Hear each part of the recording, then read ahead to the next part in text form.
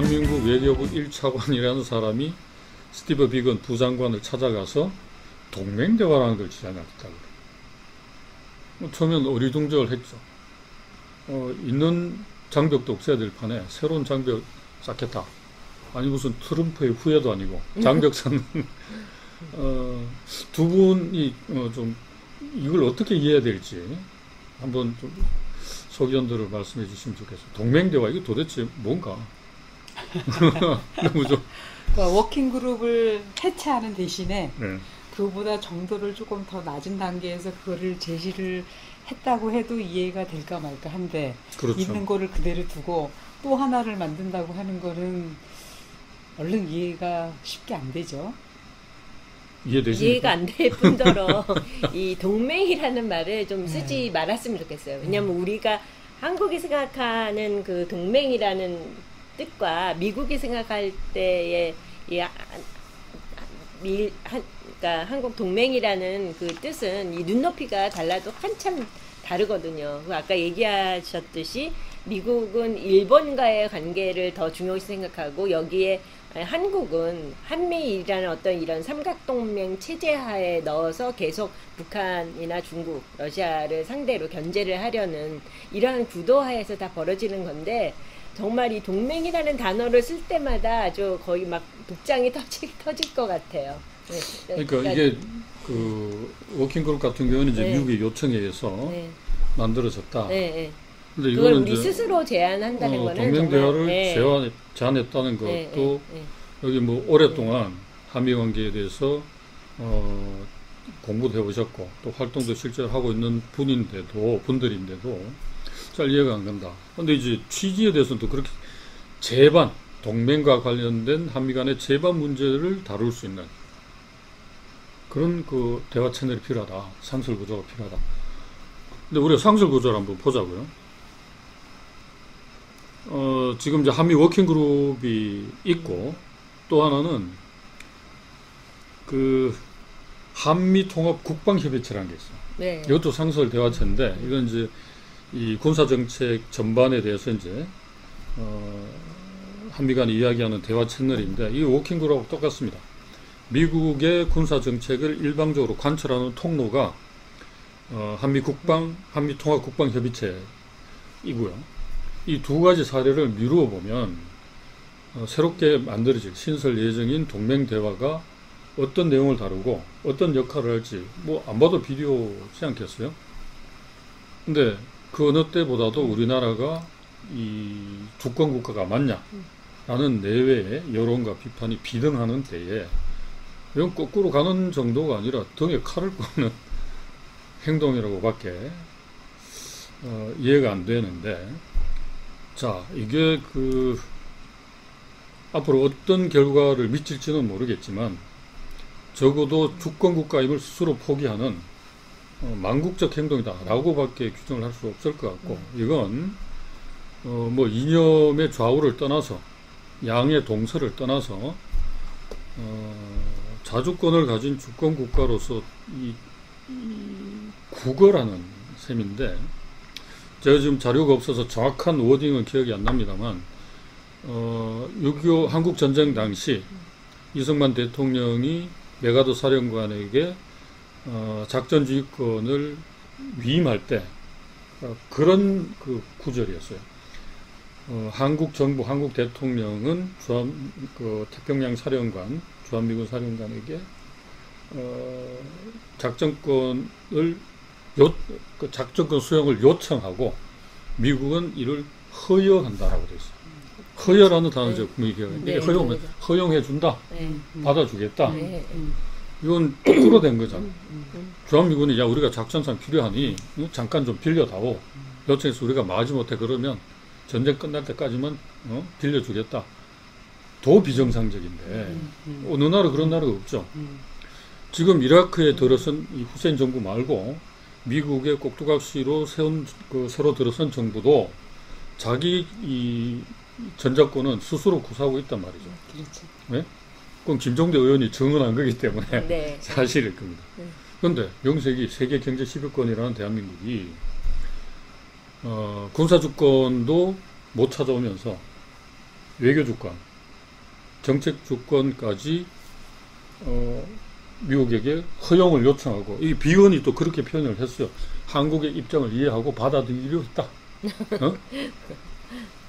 정말 이거는 정말 있을 수가 자주 국가에서 있을 수가 없는 일이고요. 이런 상태에서 전시자권, 통제권을 과연 가져올 수 있을까? 그것도 지금 너무나 회의적으로 보이는 상태이고 그 한국 관료들의 그 미국에 대한 아주 철저한 이 예속성을 벗어나지 못하면은 우리가 정말 한반도의 미래가 없을 거라고 생각을 합니다. 그래서 지금 남북 간의 여러 가지 정상회담을 통해서 합의된 내용도 지켜지지 못하고 있는 것 자체가 1972년의 7.4 공동성명의 제일 첫 번째 원칙인 자주적으로 평화적으로 민족 대단결에 의해서 통일을 한다. 이 첫 번째 원칙인 자주적으로 한다.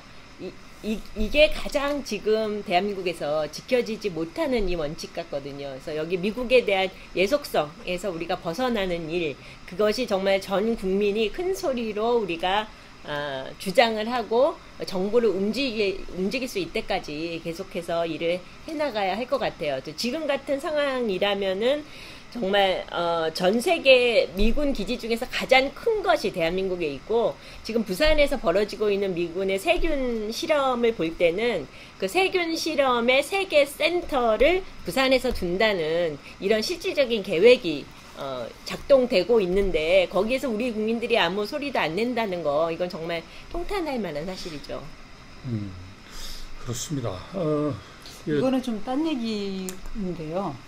그 이승만 대통령이 그 처음에 모든 주권을 넘겨줬을 때 그 기간을 명시하지 않은 거가 요인이 되나요? 예를 들면 특정한 언제까지라고 명시를 분명히 했더라면 그래도 우리가 더 내밀 주장할 게 있는데 이건 좀 다시 확인을 좀 해야 되는데 네. 제 기억으로는 희미합니다만 틀릴 수도 있습니다. 뭐 어느 한 나라가 파기를 선언하지 않는 한 일정 기간 동안은 뭐 유지되는 그런 방식으로 돼 있었던 것 같아요. 제가 이게 한미 상호 방위 조약 이야기가 나올 줄 알았으면 좀 조사를 해서 나왔을 텐데 굉장히 애매하게 돼 있네요. 차라리 몇 년 이렇게 정해졌으면 됐는데 그렇죠. 어느 한 국가가 파기하기까지 이러니까 파기 못하게 위해서 계속 누를 수 있고. 제가 알기로는 이제 관습적으로는 전쟁이라는 비정상적인 상황에서 전자권을 예를 들어서 일부 위임한다 손 치더라도 전쟁이 끝나는 순간 무효가 되는 게 원칙이죠. 원칙이죠. 여기 이제 방금 말씀하신 대로 법조문이라는 건 굉장히 교묘하고 교활합니다. 원래 힘 있는 사람이 빠져나갈 구멍이 다 있죠. 유엔사 관련된 법도 마찬가지죠. 각종 규정은 어떻게든 이 해석하기 나름인 거기도 한데 지금 이제 전자권 문제가 나왔으니 말씀입니다만 원래 2012년 4월달에 노무현 정부 시절에 2012년 4월에 전자권을 완전히 이양받는 걸로 환수하는 걸로 합의가 됐죠. 이게 이제 이명박 정권이 들어서 2016년으로 미뤄졌다가 박근혜 정부가 들어와서 또다시 2022년으로 미루면서 세 가지 검증을 거쳐야 가능하다. 전문 용어이기 때문에 지난 시간에 했기 때문에 김종대 의원 지지난 시간에 참고하시면 될 것 같고 이렇게 이제 계속 미뤄온 데다가 지금은 이제 전자권 환수가 가능한가라는 의문도 있고 환수 받는다 손 치더라도 껍데기만 돌려받는 거라는 우려가 좀 제기되고 있습니다. 뭐 아시겠지만 거기 이게 또 유엔사 문제가 직결되어 있죠. 그러니까 전자권이 지금으로서는 2022년도에 회수될 가능성이 낮아진 게 원래 하기로 했던 2단계 훈련이 되질 않았어요. 그럼 내년에 하면 최소한 1년은 밀린다는 얘기인데 뭐 핑계야 어떤 거라도 될 수 있으니까 또 우여곡절 끝에 돌려받더라도 현재 한미연합사령부는 미래연합사령부로 바뀌고 미래연합사령부의 대장 사령관은 한국군이지만 부사령관은 미군이고 그럼 이걸 갖다 누가 조절하느냐? 그 유엔사령관이 조절한다는 거죠. 그건 주한미군 사령관이. 그러니까 이것들이 주거니 받거니 하면서 결국 최종적인 결정권은 여전히 주한미군 사령관이 두고 있는 구도로 갈 것이다. 그리고 이제 유엔사의 권한을 강화하기 위한 이 미국 측의 시도가 지난 몇 년 전부터 꾸준히 계속되어 왔고, 그거는 이제 그 남북 관계가 풀릴 때, 그러니까 좋은 방향으로 가려고 할 때마다 중간에 차단막을 친 게 이제 유엔사이기도 했고 하기 때문에, 그래서 이 유엔사 관련해서도 우리가 좀 심층적으로 다뤄야 합니다만, 네. 오늘은 이제 뭐 그 시간도 좀 제약이 있지만 지금 현재 유엔사와 관련돼서 어떤 문제가 제기되고 있는지하고 앞으로 어떤 방향으로 이런 활동들이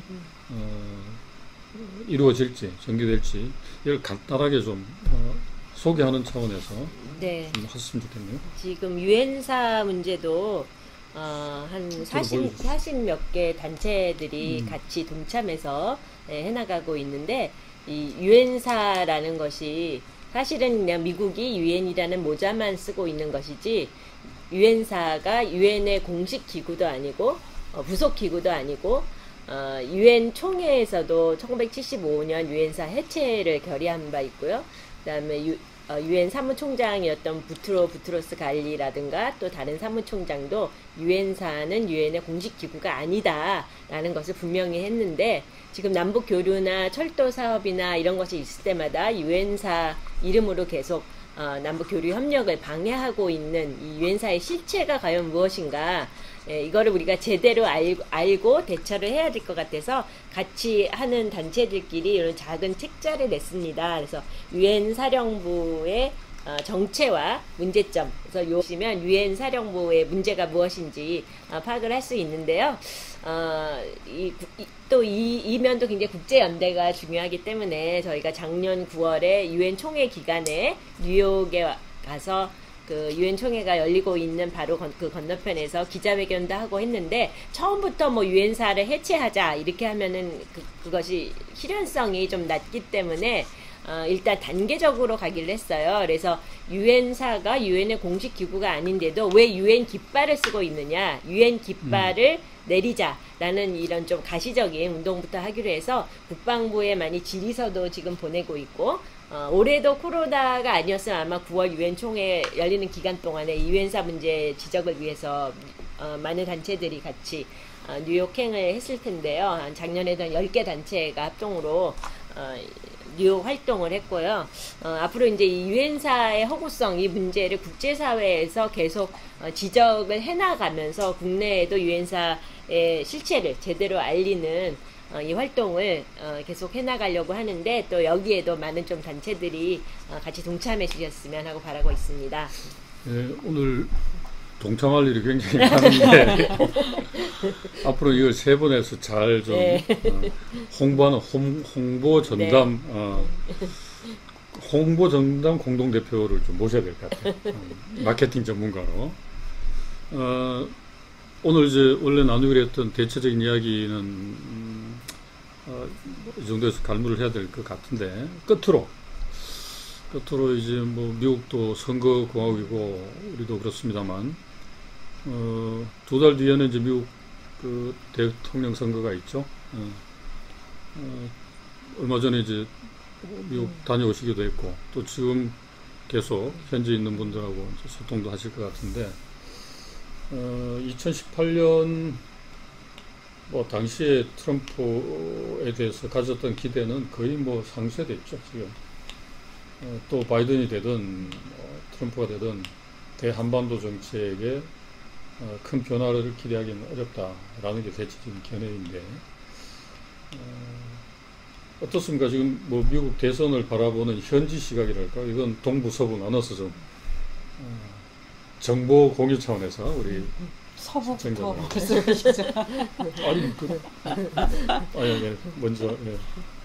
네, 그래서 이 대선에 대한 분위기가 어떤가, 그러니까 뭐 이제 트럼프가 많이 어려워지지 않았나, 이런 것이 이제 전반적인 전망이었잖아요. 코로나에 대한 대처도 지금 너무나 못하고 있고, 또 그다음에 많은 이제 책이나 자서전, 인터뷰 이런 것들이 이때까지 그냥 거짓말을, 아주 큰 거짓말을 많이 했다라는 것이 이제 속속 드러나고 있는데, 최근에 이제 아시아계 비영리 단체가 한 1000여 명 넘게 그 여론조사를 했는데, 여기는 이제 바이든 지지가 한 54%, 그다음에 트럼프가 한 29% 이렇게 나와서 바이든이 이제 우세한 걸로 나왔어요. 근데 지금 이제 미국의 다른 여론조사를 보면은 트럼프가 굉장히 바짝 뒤를 쫓아가는 그런 구조인 것 같고요. 미주중앙일보를 한번 찾아보니까 미주중앙일보에서 실시한 여론조사가 한 1000명 정도 재미한인 미주중앙일보 독자들을 상대로 온라인 조사를 했는데, 여기는 또 예외적으로 트럼프 지지가 한 65%가 나왔더라고요. 근데 아무래도 그 미주중앙일보 여론조사에 이렇게 응답을 하는 분들이 조금 이 트럼프 지지자 성향이 더 많지 않나 이렇게 생각을 하는데, 조금 아까 말씀하신 대로 트럼프가 되던 바이든이 되던 그 한반도 문제에 대한 거는 큰 차이가 없을 걸로 여기고요. 우리가 정말 그 미국이 이 계속 전쟁을 일으키는 이런 전시 체제를 전 세계로 몰아넣고 있는 이런 체제에서 우리가 정말 이거는 정말 이제 역사의 하나의 정리, 인류사의 이름으로 이 전쟁의 시대를 끝내고 평화의 시대를 가는데 우리 한반도가 앞장을 서야 된다라는 어떤 이런 사명감을 가지고 나아가야 될 것 같아요. 그래서 그러기 위해서 이 재미 한인사회가 굉장히 중요한 것 같고요. 재미 한인사회 역할에 대해서 조금만 더 얘기할게요. 먼저 이 대선 분위기 한번 얘기하시고. 그러니까요. 지금 이제 미국 대선은 뭐 전부 다 너무 관심이 많죠. 그래서 이제 어디 일부에서는 내기도 한대요. 누가 될 것이냐. 현지에서 아니고 한국에서? 현지에서도 이제 내기, 뭐 한국에서도 하겠죠. 내기들을 한다고 하는데, 그래서 저도 이제 관심도 많고, 그래서 이제 뉴욕에 계시는 이제 지인들한테도 계속 좀 모니터링도 해보고, 또 얼마 전에는 이제 그 보스턴에 이제 이금주 선생님 오셨잖아요. 그래서 이제 그쪽 동향도 좀 여쭤보고 그래서 이제 주로 이제 동부 쪽이죠, 그쪽은. 네. 근데 이제 그분 보스턴 쪽에서는 반반이다. 정말 알 수가 없다. 아무리 진짜 알 수가 없다 이런 쪽인 것 같고요. 또 제가 이제 뉴욕 쪽으로 좀 알아본 바에 의하면은 뭐 트럼프를 이렇게 뭐 지지하지는 않는데 그래도 우리 그 뭐 김정은하고 남북 관계에 있어서 희망을 줬던 대통령이고 어쨌든 실권을 가지고 있는 사람이기 때문에 그래도 이제 트럼프가 그런 면에서 됐으면 좋겠다. 그런데도 불구하고 그런 면에서는 이제 트럼프가 됐으면 좋겠다라는 바람이 있고 또 실제 그 사람들의 반응은 어떠냐. 그랬더니 그 민주당에 대한 지지도가 트럼프보다 약하대요. 그래서 그쪽에서는 그래도 트럼프가 될 것 같다. 뭐 제가 그 들어본 그 뉴욕의 지인들은 조금 그런 식으로 얘기를 좀 하는 것 같네요. 사실 뭐 우리가 남의 나라 대통령 선거에까지 관심을 기울일 여유는 없습니다만 지금 남북 관계에 적어도 이제 두 가지 이유는 분명하죠. 하나는 미국이 한국 사회, 정치, 경제, 사회, 문화, 군사적으로 압도적인 위력을 행사하고 있기 때문에 사실 무심할 수는 없다는 건 분명한데, 그다음에 이제 트럼프에 대해서 사람들이 관심을 가진 이유는 딱 하나였다고 생각을 합니다.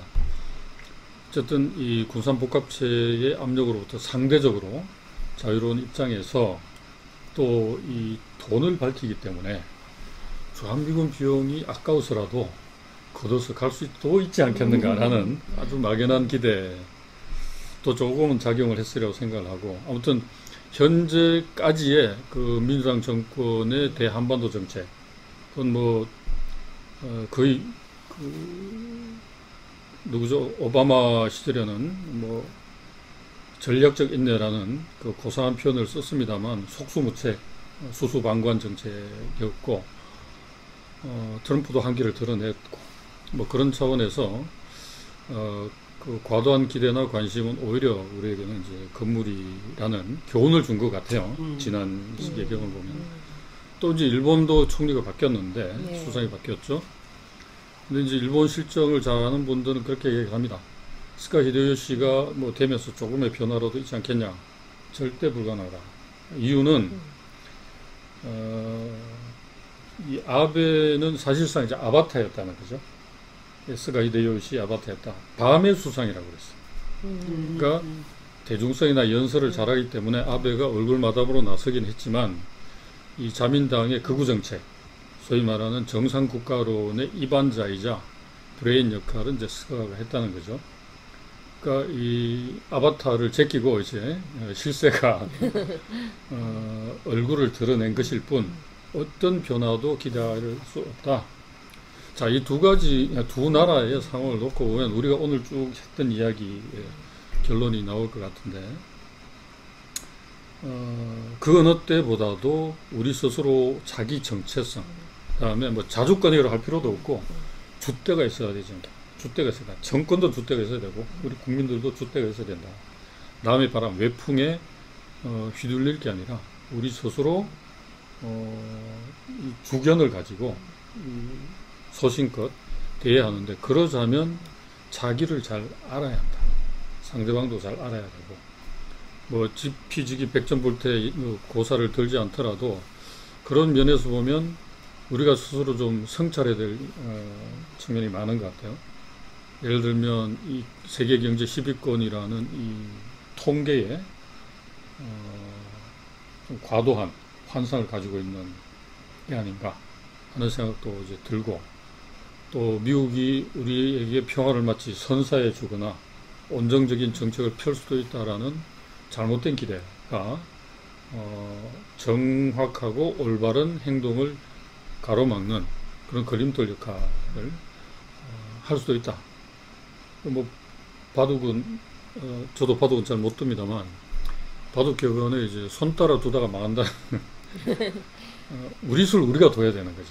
상대방이 뒀다고 해서 아이고 이거 막아야지 저거 막아야지 하다 보면 그 바둑 격언보다 이제 떡 하나 주면 안 잡아먹자가 훨씬 더 가슴에 와닿을 것 같은데, 이미 한국은 미국에게 많은 떡을 줬습니다. 이제 팔다리 다 끊어주고 목숨까지 갖다 바치는 일은 없어야 되지 않겠는가, 이런 절박한 위기의식과 우리 스스로 줏대를 갖추는 노력이 어느 때보다 절실하다는 생각이 들고요. 줏대 내지는 이제 우리 역사의 어떤 주인의식? 그렇죠. 그게 네, 굉장히 그게 또 AOK의 근본 정신이기도 하고. 그 부분에 대해서 제가 드릴 말씀이 있어요. 하시죠. 그 이제 아주 완전히 그 전통적인 민주당을 지지하는 세력을 뺀 보통 사람들은 그 아메리카 퍼스트를 그 트럼프가 외치잖아요. 그게 많이 먹히잖아요. 그러니까 이제 보통은 자기네들이 그 미국인이라는 데는 굉장한 긍지를 갖고 있는데 그거를 그 지식인들이라고 하는 사람이 드러낼 때는 좀 부끄러운 말이란 말이에요.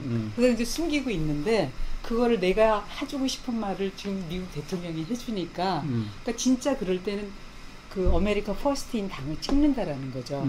그래서 이제 트럼프의 지지율이 더 올라갈 수도 있다라는 이제 그런 반론 끝에 그럼 우리는 어떻게 해야 되느냐. 아까 말씀하신 것처럼 자꾸 여기 위선적인 행동에 놀아나지 말고 우리야말로 코리아 퍼스트를 가야 된다는 거죠. 그렇죠. 왜 자꾸 아메리카 퍼스트에 있으려서 가지 말고 그 구호를 거꾸로 코리아 퍼스트. 그래서 그거는 저작권이 북한에 있습니다. 우리 민족 제일주의를 이미 20년 전부터 주장해 바가 있기 때문에 저작권은 있지만 뭐 우리가 쓴다고 해서 설마 돈 달라고 그러지는 않겠죠. 아니 근데 그래서 결국은 우리도 그 코리안 문제거든요. 플러스도 좋아요. 결국은 주권의 문제고 자주의 문제고 결국은 그 문제거든요. 다만 이제 우리가 경계해야 될 거는 한국 사회가 말이 앞서는 사회가 됐어요. 그러니까 말로는 이미 남녀 평등도 벌써 실현됐고 민주화도 이미 다 달성이 됐고, 그런데 우리가 그 구사는 용어나 말에 비해서 실제로 그걸 내용적으로 채워줬느냐라고 봤을 때는 오히려 가식이 앞서 있는 측면이 강하기 때문에 말이 중요한 게 아니라 그 말에 해당하는 그렇죠. 내용과 책임과 무게, 이게 절실하다고 생각하고, 그런 그건 제 마지막 멘트였는데 그런 면에서 그 어느 때보다 액션이 중요한 때가 시대다. 왔습니다. 네. 그것도 for one 코리아를 위해서 하나된 조국을 위해서 네.